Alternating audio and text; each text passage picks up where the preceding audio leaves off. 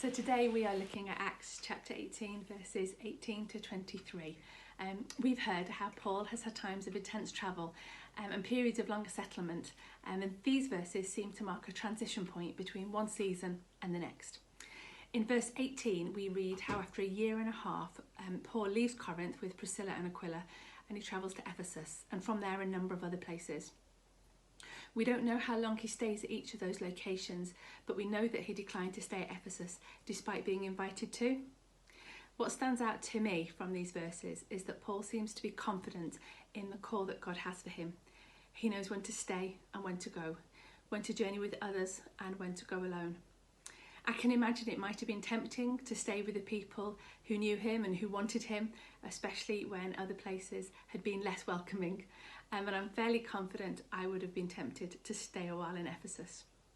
And this made me wonder, how carefully do I listen to God and follow his call? Do I stay when things feel really tough? And do I move on even when I'd rather not? We also read in verse 18 that Paul had his head shaved because he'd taken a vow. And it's thought this was the Nazarite vow described in Numbers chapter 6. And these verses don't tell us how long Paul took the vow for, but it was usually 30 days of abstinence, followed by bringing offerings to the temple and shaving his head. Some suggest that the vow Paul took at this time was for consecration, and others suggest it was for thanksgiving.